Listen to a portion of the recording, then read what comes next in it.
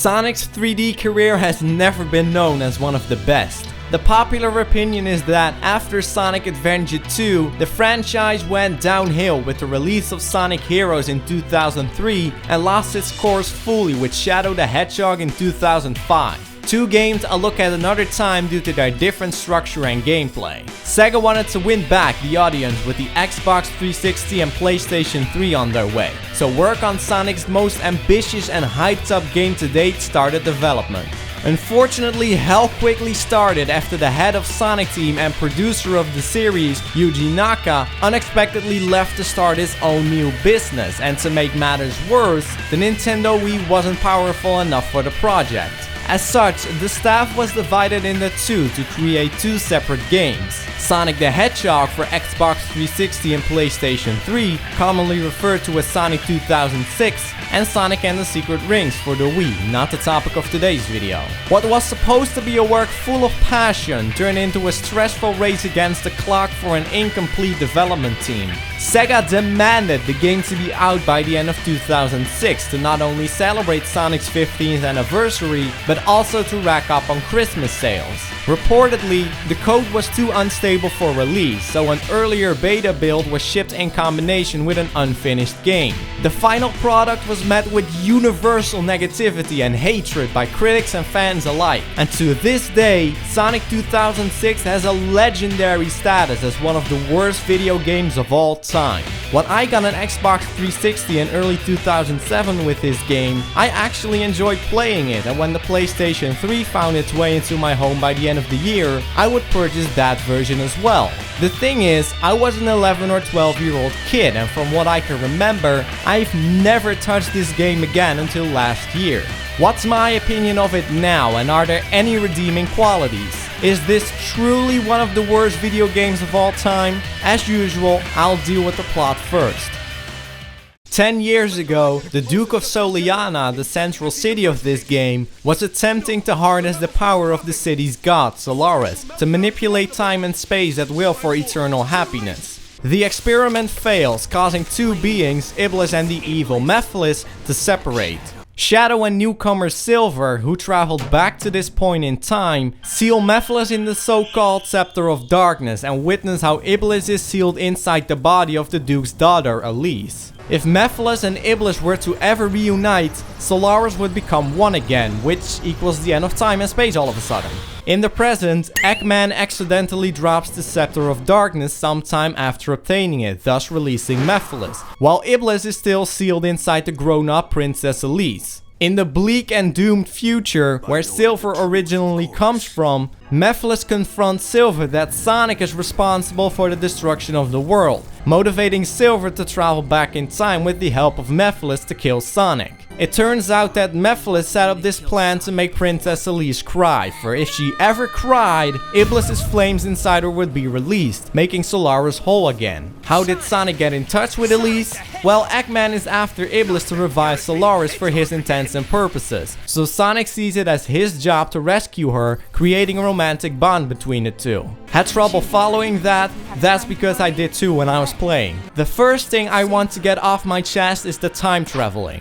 I could talk about confusing paradoxes here all day, but the one detail that throws the entire plot out of the window is that if the characters have the ability to travel through time, why doesn't Mephiles just go back to the point where he and Iblis separated instead of influencing Silver to kill Sonic? Small plot holes do not bother me, but this isn't exactly small, is it? The next thing is that Sonic himself is so unimportant in this story. His scenario is nothing, and I mean nothing, but him rescuing Elise over and over, and it gets so incredibly repetitive. Shadow's and Silver's scenarios are where the main plot elements reside. Sonic is only in the game for the sake of being a target for the ultimate villain. Then my biggest issue with this story has to be that it's simply uninteresting most of the time. There is no comic relief of any sort, and when one does attempt to lighten up the situation, I feel like I'm watching a show about troubled and insecure teenage girls. To add to that, some scenes are in fact ridiculous. I can see and perfectly understand why Elise cries when Sonic dies, you know, love as in friendship, but all this romantic flavor thrown into the mix is just unnecessary, and some may view it as offensive on the ground of bestiality.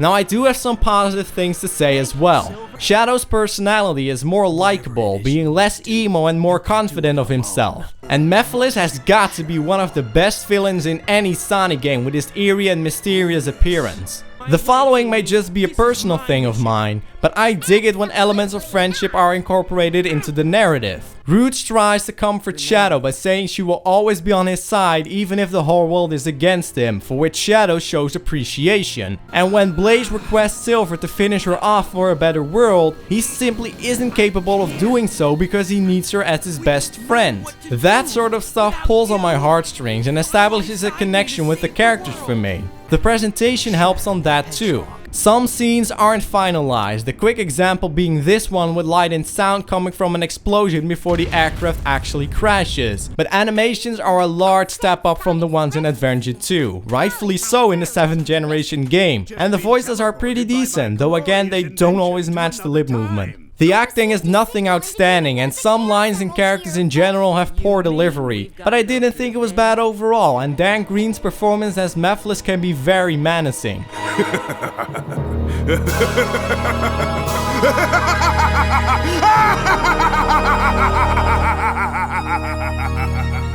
When it comes down to it, however, the story isn't well thought out and falls flat on its face. I may enjoy certain elements, but they're outbalanced by the ones that don't work or I don't care for. Actually, I don't care much for plots in video games at all, especially when we're talking about Sonic the Hedgehog. So let's check out the actual game. Sonic 2006, believe it or not, has 9 playable characters, of which Sonic, Shadow and Silver are the main focus and the ones you will spend 90% of your time with. However, unlike Sonic Adventure 1 or 2, the goal and playstyle for them is identical. Reach the end of a section or stage through means of platforming and combat. The different experiences characters offer are merely in their attributes, so that's what I'll be addressing now. Sonic is the only character available from the start. He can run at a decent pace, use the homing attack, grind on rails, perform the light dash, the usual stuff. What immediately raises the red flag is the fact Sonic, or anybody for that matter, isn't capable of jumping onto enemies when he's in ball form. You have to use the homing attack. Rule number 1 of almost any platformer is that foes can be defeated by jumping on top of them unless they have spikes or whatever, but not in this game. Moving on, you'll notice that Sonic's trademark move, the spin dash, is utterly useless. It will take care of enemies, but it can only be used from a complete standstill, and you can't jump out of it when it's in effect. Not to mention the boost you get is underwhelming. Sadly, even though Sonic has been downgraded significantly compared to previous games, he is, in my opinion, the best and smoothest character in the game. Shadow, returning from Sonic Adventure 2, is more of a fighter here. He isn't as quick on his feet and can't spin dash at all, but rail grinding and the light dash are still here to be relied on. He can use the homing attack as always and perform a series of kicks afterward by mashing the same button, leg sweep just as Sonic, uses chaos abilities to stun enemies, which is rather pointless because the homing attack works fine and is more efficient, and drive various vehicles with fire weapons. Shadow's not too bad and probably my second favorite character in the game, but given that his focus lies more in assault, a greater variety of attacks and combos would have been a welcome addition to make controlling him less repetitive. And like Sonic, the developers tried fixing something that didn't need to be fixed.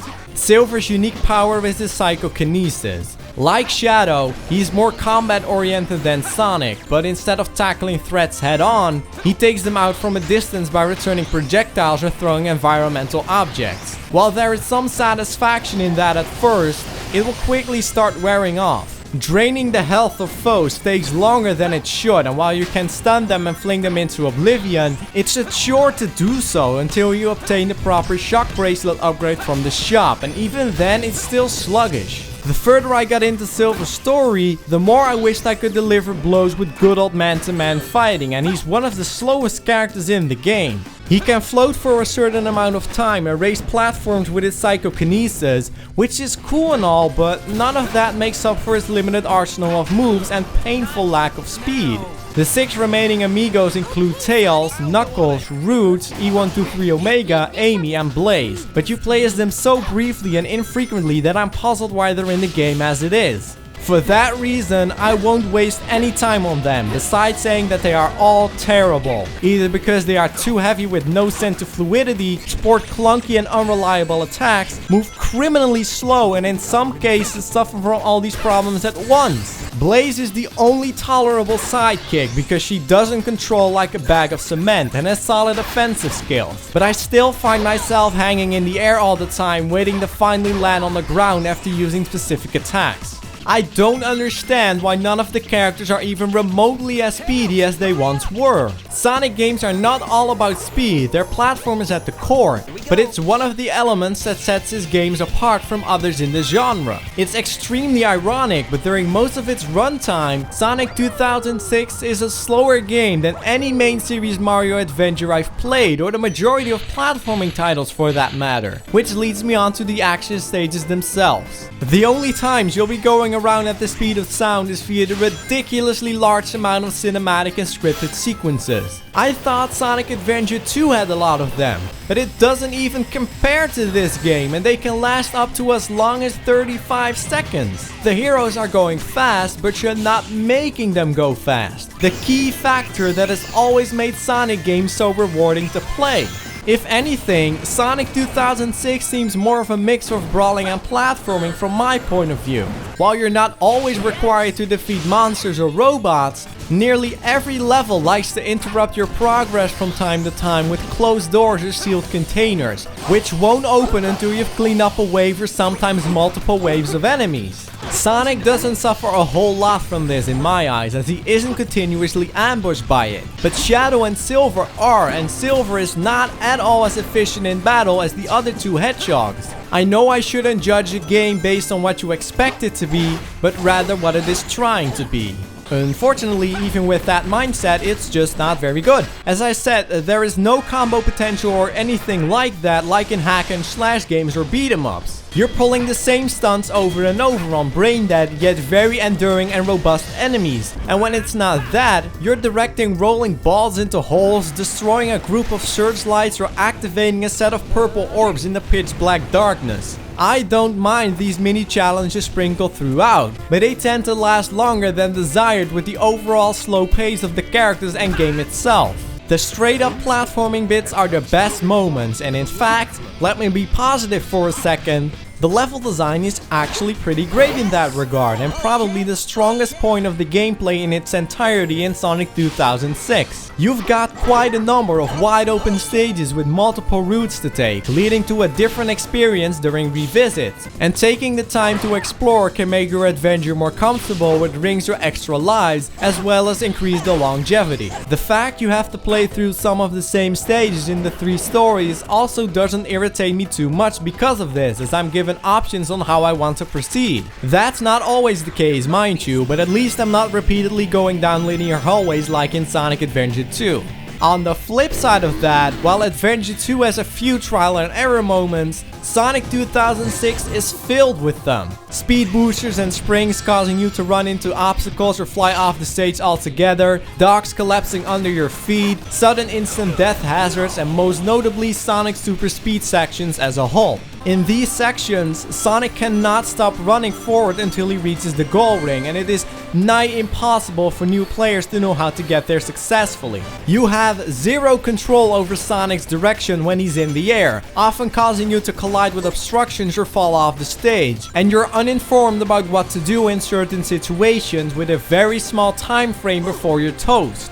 I wouldn't call them the worst part of the game, that honor belongs to something else, but they're definitely not fair or fun. Fortunately, the boss encounters aren't too bad. I wouldn't say they're anything remarkable, but I can only surprisingly recall a couple that aren't well designed or overstay their welcome. Concept-wise, the fights are generally varied and interesting if you ask me. While repeatedly jumping into the bosses works in Adventure 1 and 2, it often won't here, as each encounter sort of has its own strategy and trick to the trade. On one boss you may have to take control over it and let it ram into buildings, while on the other you'll have to climb on top and deal damage from there. Characters character battles are few and far between, though when you do run into them, they're either way too easy because the opposing hedgehog never ever changes his approach to you, or completely unfair because you don't get a chance to escape Silver's clutches once he gets a hold of you in a cramped space. Now, to my own displeasure, Sonic 2006 brings back the 3 hub worlds idea from Sonic Adventure 1. I wasn't thrilled with it in that game, and it's noticeably worse here. Citizens of Soliana give some helpful advice from time to time on how to get to your next destination, but the majority of them spout random and irrelevant nonsense, and the areas themselves are much larger in scale. You have a map which marks points of interest, but it's very basic and doesn't give you a good idea of your surroundings, as there is no way to display it in its entirety across the full screen. Seeing how not a single character in this game is capable of whipping out their inner signature Sonic speed, you'll be spending a lot of time wandering around for the sake of continuing the actual game or finding town missions to complete. The town missions, without a doubt, get the aforementioned honor of being the worst part of the entire game. Whoever designed these must have really run out of ideas for entertaining side quests. They're excruciatingly unoriginal. Escorting a dog to its owner, maneuvering through big orange rings, wiping out troops of enemies because that's totally not what you do in the action stages already, finding shop articles in the streets, choosing the love of your life, and the most perplexing of them all are the ones involving mathematics. This isn't Big Brain Academy, this is a Sonic the Hedgehog game. Besides, I passed my math exams just fine in high school, and yet I couldn't solve this particular one right here as Shadow, so how is a kid supposed to? A lot of the time you'll find yourself doing the same missions as well, just in a different context. But I don't care for the concerns of these people, neither do I feel accomplished after helping them because I don't connect with any of them. Granted, a big chunk of the town missions are fully optional, but that doesn't take away how strikingly boring they are. From what has been covered so far, the game isn't making a good showing. However, those who are familiar with Sonic 2006 should have noticed my complete disregard of the absurd number of technical problems present in the game. That's because I will be addressing all of those separately now. Even though that may come off as disorganized, I'm doing it this way because I want to clarify as best as I possibly can that it's not just the bugs and glitches that make this a terrible game, as some gamers still believe, but rather that in combination with the actual design itself. There are 5 common technical issues that, combined together, will immensely hinder or simply ruin the experience under normal play conditions. So let's work our way through them. The first one is the awkward momentum all characters pack. The speed caps they have are reached within a second or so from a complete standstill, and when you let go of the analog stick, they come to a dead halt almost immediately. Additionally, whenever a character is in the air, their current momentum will carry over to the jump regardless of player input. Why is this annoying? While jumping from a standstill barely allows you to inch yourself forward, and this applies to being launched from a spring or jump rope too. This also means that whenever you jump while you're on the move, you constantly and actively have to adjust your position in mid-air when trying to land where you intend to, making tricky platforming a nerve-wracking experience. The second point directly ties in, which is the broken physics, or in layman's terms, the broken gravity. The best way to describe it is that Sonic and company stick to the environment as if they have super glue underneath their shoes. They can walk up a wall just as effortlessly as they can walk down one. They don't slow down or go faster on any incline or decline, and when they're standing on a swinging bell, for example, they will proportionally swing along instead of slipping off as they should. This actually happens on the smallest pieces of geometry, such as walking along on the edge of the pavement. The momentum problems in conjunction with the wacky physics and terrible ground speed characters have by default give them such an unnatural feel. It's hard to explain. Once you understand the game's own unique momentum and physics rules, it's very tolerable, but by the time you get that far, you've probably moved on to do something else already. Further accentuating this struggle is the camera. It's locked behind your character virtually every step of the way. You can rotate it using the right analog stick, but it will snap back behind you once you move, and because of this, your vision often gets obscured by things in the environment. Making jumps is harder than it should be because you don't have a proper idea what's above or below you, and in the case of character battles, what's around you, possibly leading you to getting blindsided by the other hedgehog. There are times when the game attempts to give you a better view by changing to a fixed angle, but that switch can disorganize your controls and have you die as a result. And when two parts of collision detection meet, the camera doesn't know how to react and freaks out, which can be seizure inducing to sensitive players. On the topic of collision detection, the fourth issue is how abysmal that is. Vehicles get damaged simply by driving on the road. Shadow's hang glider can fly through what's supposed to be solid parts of the scenery, and I can't begin to tell you the amount of times I fell over by running into something as thin as a checkpoint post or got outright killed by a dysfunctional object. Shadow also tends to use his homing attack on thin air, which can lead to deaths in dangerous predicaments. And most infamously, Knuckles and Rouge often refuse to get off of walls when climbing them. To a point I had to get hurt in order to progress in one instance. The last and arguably most frustrating technical hiccup are the load times. Oh my, the load times, what a disaster! It's not necessarily the fact the average load screen lasts about 15 to 20 seconds, but more the overabundance of them. Case in point, the town missions. Picture the following. You approach the man or woman and accept his or her request. You're staring at a 15 to 20 second load screen. The person wishes you the best of luck or gives you the exact same information they already gave you before. You wait for another 15 to 20 second load screen. You finish the mission. You're troubled with a third 15 to 20 second load screen. The person congratulates and or thanks you. And then you have to endure your last 15 to 20 second load screen. It gets even worse though. There are multi-part town missions, and for every extra part,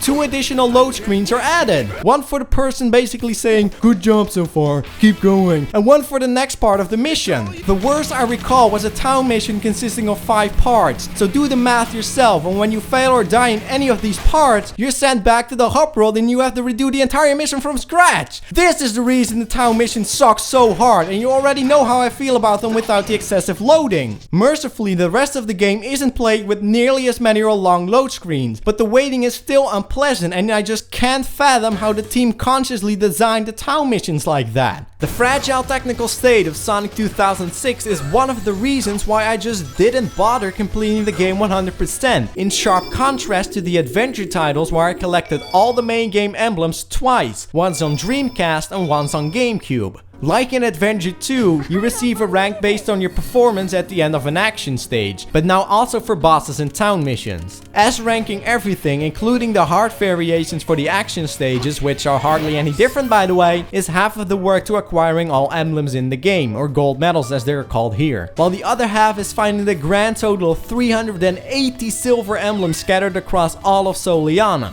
Obtaining all S ranks in the game is a nightmare due to how unfair the game is, and I was never a fan of hunting down collectibles that are often out of your field of view in games like this. You hear a little sound cue whenever a silver medal is nearby, but I just didn't enjoy the game enough to push myself so far. Worst of all, there is no in-game reward whatsoever for fully completing the game. On the Xbox 360 it'll get you achievements, which is motivation enough for the achievements elitists I suppose. But the PlayStation 3 version came out before the trophy system was implemented, and it has never been updated to support that.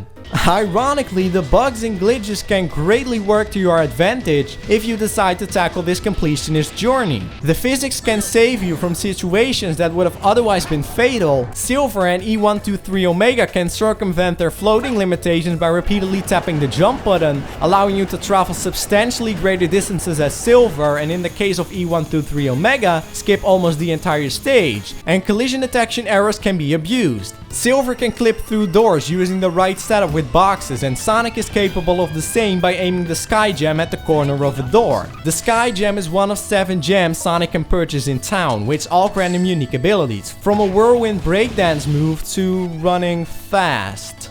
This energy bar over here intended to limit the use of Sonic's gems, but it has no programming in place to decrease. As such, Players can use the gems as long as their heart desires. You can slow down time infinitely with the red gem to achieve high time bonuses, and gain infinite jumps with the purple gem to completely eliminate any sort of challenge an open stage may hold for you. Of course, it's laughable that it can be done so easily within the game's very own rules, but oddly enough, breaking the game in your favor is the most amusing time you're going to have here. Actually, that last statement is only partially true. If you've got an interested friend or family member with you, I think multiplayer might be the best way to experience Sonic 2006. I'm not talking about the versus mode where you race each other to the finish, as it's seriously unbalanced. Sonic can use his gems in all their unlimited glories and is also faster than the other two hedgehogs. But if the person playing Silver manages to grab and hold on to the other with psychokinesis, he or she is pretty much victorious already.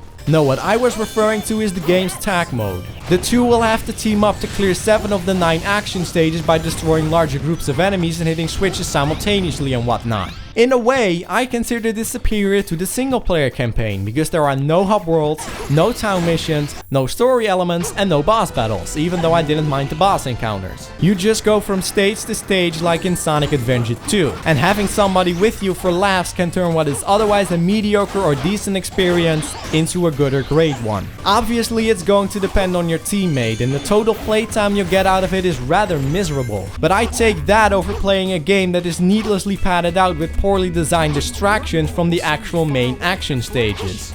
Visually speaking, I feel Sonic 2006 looks quite nice. You can tell the graphics aren't finished by the lackluster design of the hub worlds, awful yet hilarious human animations, sloppy render distance for shadows and objects, and the massive amounts of off-putting slowdown, even when there isn't much going on screen. But the art itself for the action stages is gorgeous. Vibrant colors, breathtaking environments, a variety of different themes that Sonic Adventure 2 wishes it had, and for an early Xbox 360 and PlayStation 3 title, there's some detail to be admired here. The only truly magnificent aspect of this game, however, and you know where I'm going with this, is the music. The combined efforts of Tomoya Otani, Mariko Namba, Taihai Sato, Takahito Eguchi, and Hideaki Kobayashi led to a marvelous score with a bunch of musical variety, from energetic orchestra to dark drum and bass, and from chilly rock to upbeat techno. There's a lot to love here. This game marked the end of the monotonous rock-faced console Sonic games have been in from Adventure 2 up until Shadow the Hedgehog, and for that I do highly praise Sonic 2006. The cutscene music is exquisite and specifically composed for each event, showing that a lot of care and effort went into the tiny yet notable details. And though I can't decide whether I prefer the soundtrack of Sonic Adventure 1 or this one due to their different directions and styles, I can wholeheartedly tell you that I adore the pure audio goodness that this game delivers.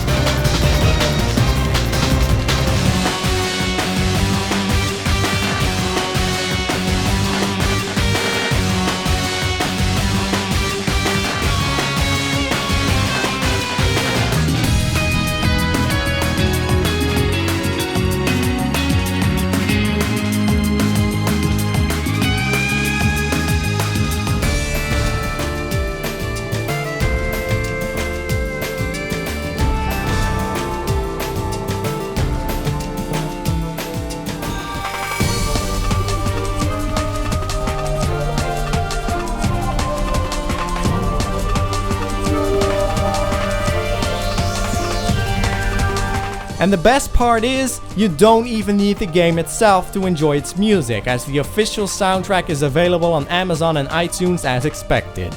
It's a shame the music was the only category in Sonic 2006 to be made with polish and quality assurance. I was slightly optimistic about revisiting my childhood memories, thinking all the enormous negativity it's received comes from the sheep mentality on the internet. And while I still feel that way, there is no denying that this game was the result of a disastrous loss in control. It has glimpses of a solid adventure, but is ultimately a failure, full of repetitive gameplay elements, unfair difficulty, hideous design choices, and inexcusable technical problems. I'm not saying the game cannot be enjoyed, but just because you like it doesn't mean that it's good. There's a world of difference between the two. I myself was on autopilot for most of my experience. I didn't hate what I was playing, I was just indifferent to it, but only because I'm a big Sonic fan, have no expectations for the game, and have adjusted to its crap factor back when I was younger. The game does not deserve a recommendation to anybody unless they feel intrigued to check it out for other purposes than casual play. But honestly, it's not the game itself that pisses me off. Sega knowingly pushed a product that was far from finished to make as much profit as they could. In fact, they were so greedy to create downloadable content for the game. Lazy boss rush modes and barely altered level design, I might add. Yet never bothered to fund a patch to fix as much of the issues as possible. A recurring theme in the gaming industry nowadays. Is this one of the worst games of all time though? Depends on your interpretation, but I don't believe so. There are countless appalling and worthless games out there that don't even come close to the quality level of Sonic 2006. The only reason people make such claims is because there were a lot of expectations, and don't forget that Sonic the Hedgehog is one of the biggest and greatest in video game history, logically reaching larger audiences than games which have faded away in obscurity. Speaking of games that have faded away in obscurity, it's time to move on from Sonic for now. So please look forward to the next video about Pulse Man for the Sega Genesis/Mega Drive.